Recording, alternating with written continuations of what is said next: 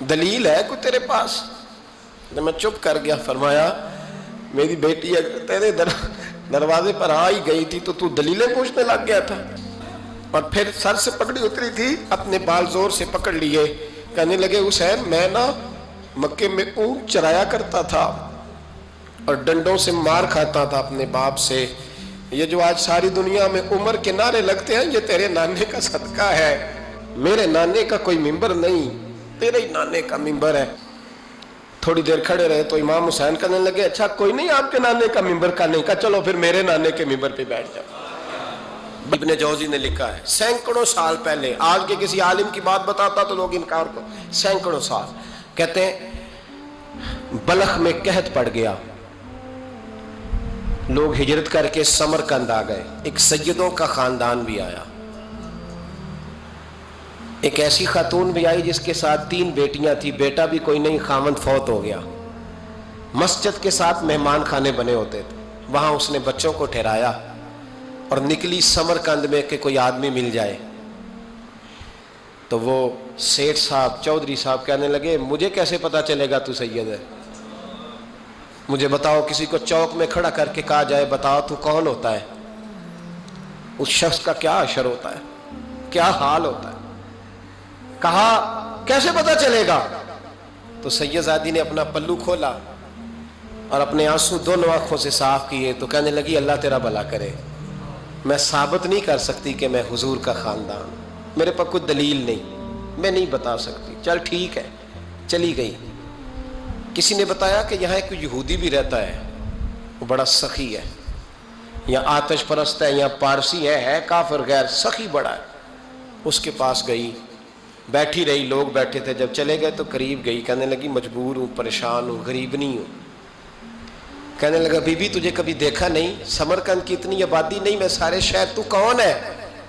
تو کہنے لگی تعارف نہ ہی پوچھے تو اچھا ہے. اس نے کہا چلو اگر پتہ چل جائے تو. کہنے لگی میں مسلمانوں کے نبی کی اولاد ہوں. مسلمانوں. اس نے کہا پیغمبر خدا کی اولاد. اٹھ کے کھڑا ہو گیا, بی بی کو ساتھ لیا, گھر گیا. کہنے لگا جو صاف ستھرا کمرہ ہے نا اسے پھر دھو ڈالو, ایک دفعہ پھر دھو ڈالو. کمرہ دھلایا, صاف کرایا. پھر کہنے لگا بی بی میرے برتن زیادہ صاف ستھرے نہیں, میں نئے نہ خرید کے لا دوں. پھر نئے برتن لایا. پھر اپنے بچوں سے کہنے لگا اونچا نہ بھولنا کہ سیدہ فاطمہ کی شہزادیاں آئی ہیں, یہاں کوئی شخص اونچی بات نہ کرے.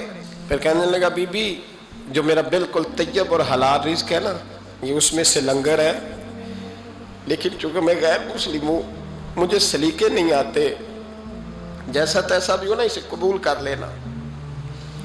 خاتون کو کہنے لگا یہ گھر ہے, جب تک جی چاہے یہاں رہنا, پر دیکھنا ہو سکے تو رات اپنے نبی سے سفارش کرنا, میرا بھی کوئی مسئلہ, میری بھی کوئی قبولیت کہیں ہو جائے. وہ مسلمان کہلانے والا رات کو سویا. کہتے جنت سجی ہوئی ہے, لوگ جنت میں جا رہے ہیں, لائنیں لگی ہوئی ہیں, نبی پاک لوگوں کو جنت میں بھیج رہے ہیں. میں بھی دوڑ کے لائن میں لگ گیا. فرشتے نے میرا بازو پکڑا, کا پیچھے ہٹ. تو میں دوڑ کے حضور کی بارگاہ میں گیا. میں حضور سارے جنت میں جا رہے ہیں, یہ مجھے نہیں جانے دیتا. تو نبی پاک نے فرمایا تو کون ہے؟ کہ یا رسول اللہ میں مسلمان ہوں. کہتے حضور مجھ سے فرمانے لگے کوئی دلیل ہے تیرے پاس, دلیل ہے کوئی تیرے پاس؟ جب میں چپ کر گیا فرمایا میری بیٹی اگر تیرے دروازے پر آ ہی گئی تھی تو دلیلیں پوچھنے لگ گیا تھا.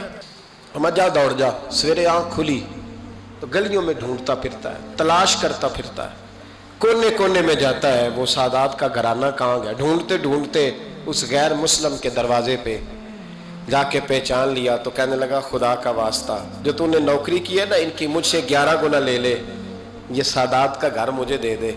تو کہنے لگا کل تو آتا تو شاید بات اور ہوتی, آج بات اور ہے. اس نے کہا مہربانی کر. کہا نہیں کل تو آتا تو معاملہ اور تھا, آج معاملہ آج اور ہے, رنگ بدل گیا ہے, حالات تبدیل ہو گئے ہیں, اب تو دیکھ داکھ کے آیا, جا دوڑ جا. کہنے لگا نہیں مہربانی کر, دے دے, تو غیر مسلم میں تیرا کیا تعلق؟ کہنے لگا چپ کر, غیر مسلم میں کل تک تھا, کل سے سجدوں سے پیار کیا ہے تو میرے حالات سنور گئے ہیں. وہ جو نظارے تو نے رات خواب میں دیکھے ہیں میں نے جاگتی آنکھوں سے دیکھے ہیں, میں نے جاگتی آنکھوں سے. اور تو نے کسی مفتی پیر عالم کے ہاتھ پہ کلمہ پڑھا ہے, میں نے رات محمد عربی کے ہاتھ پہ کلمہ پڑھا. حضرت عمر جب نعرہ لگاتے نا تو کیسر و کسرا کانپتے. سفیر آتے روم کے ملنے کے لیے تو کہتے جاؤ عمر نفل پڑھ رہے ہیں, ٹائم کوئی نہیں.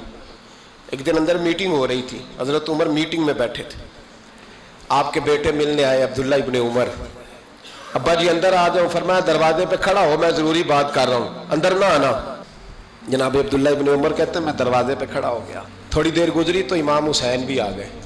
ایک حدیث میں ایک روایت میں امام حسن کا لفظ بھی ہے. امام حسین آئے, آ کے عبداللہ ابن عمر سے کہنے لگے عمر فاروق اندر ہیں؟ تو کہا وہ اندر تو ہے. تو کہا آپ کیوں دروازے پہ کھڑے ہیں؟ کہنے لگے ابا جی نے کہا ہے یہاں انتظار کرو, میں کوئی ضروری بات کر رہا ہوں. لیکن شہزادے میرے لیے کہا ہے, میرے لیے, آپ جانا چاہیں تو چلے جائیں. امام حسین کہنے لگے امیر المومنین کوئی بات کر رہے ہوں گے, میں ظہر کے وقت مسجد میں مل لوں گا, ظہر کا ٹائم آئے گا نا تو میں مسجد میں مل لوں گا. یہ کہہ کے چلے گئے. حضرت عمر باہر آئے تو حضرت عبداللہ ابن عمر سے کہا کہ کوئی آیا تو نہیں؟ عرض کی حضور حسین ابن علی آئے. حسین ابن علی. تو کہا اندر کیوں نہیں بھیجا؟ کہا میں نے کہا تھا بے شک چلے جائیں, لیکن وہ کہہ رہے تھے کہ میں ظہر کے وقت مسجد میں مل لوں گا. تو سیدنا عمر فاروق فرمانے لگے عبداللہ تجھے تیری مار ہوئے, حسین کو کیوں واپس بھیجا؟ پھر عمر دنیا داروں کے سامنے ڈٹنا, کھڑا ہونا عمر پہ ختم ہے, لیکن جو اندر کی بات ہے نا, روح کی, جو عقیدت کی بات ہے, جو وفا کا رشتہ ہے, اس کو کون سمجھے؟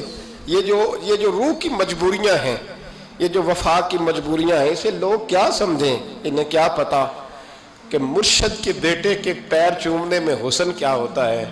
انہیں کیا پتا کہ جب استاد کا بیٹا گھر میں آتا ہے تو دل کرتا ہے مکان بیچ کے اسے دے دیں, اس کے باپ کی نیکیاں بڑی ہیں. جناب عمر فاروق دوڑے گئے, امام حسین کے دروازے پہ دستک دی.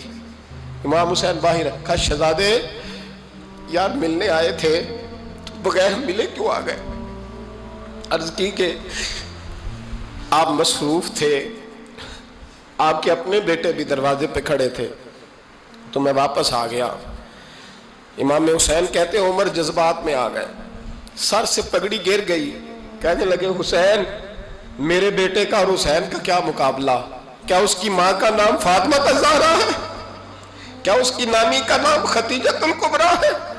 کیا اس کے نانے کا نام محمد مصطفیٰ ہے؟ اور پھر سر سے پگڑی اتری تھی, اپنے بال زور سے پکڑ لیے. کہنے لگے حسین میں نا مکے میں اونٹ چرایا کرتا تھا اور ڈنڈوں سے مار کھاتا تھا اپنے باپ سے. یہ جو آج ساری دنیا میں عمر کے نعرے لگتے ہیں, یہ تیرے نانے کا صدقہ ہے. شہزادے میری وفا اور میری وفا میں جب تیرا دل کرے نا دوڑ کے آ جایا کر. عمر تو لوگ, ایک دن امام حسین نے آ کے نا جناب فاروق اعظم سے کہا, خطبہ دے رہے تھے بچوں کی تبھی شروع میں, پتہ نہیں کیا بات آئی امام حسین کے دل میں. کہنے لگے عمر نیچے اترو, یہ میرے نانا کا منبر ہے. تو حضرت سیدنا عمر سنو, کبھی میرا بھی بچہ آ جائے تو میں کہتا ہوں اس کو پکڑو یار, بچوں کو تو نہیں نا جمعوں میں مطلب ذکر کیا جاتا, اترنا میرے نانے کا منبر ہے. جناب عمر اتر کے نیچے کھڑے ہو گئے تو کہا جا کے اپنے نانے کے منبر پہ بیٹھ. تو حضرت عمر رو پڑے, کہنے لگے شہزادے میرے نانے کا منبر ہی کوئی نہیں ہے ہی نہیں, یہ منبر یہ مصلی یہ تیرے نانے کی شان ہے, میرے نانے کا کوئی منبر نہیں, تیرے ہی نانے کا منبر ہے. تھوڑی دیر کھڑے رہے تو امام حسین کہنے لگے اچھا کوئی نہیں آپ کے نانے کا منبر کا نہیں. کہا چلو پھر میرے نانے کے منبر پہ بیٹھ جاؤ, چلو خیر ہے, کوئی نہیں آپ کے نانے کا. کہا نہیں. تو کہا کوئی نہیں پھر میرے نانے کے. جب حضرت عمر بیٹھے تو بڑا شاندار جملہ کہا, فرمانے لگے میں منبر پر مرضی سے نہیں بیٹھا تھا, مجھے ابو بکر نے بٹھایا تھا, اور پھر حسین کے کہنے پہ میں اترا ہوں, اب مجھے حسین نے بٹھایا ہے. اب کسی کی جرت ہے تو عمر کو اتار کے دکھائے, اب میں حسین کا تیری نسل پاک میں.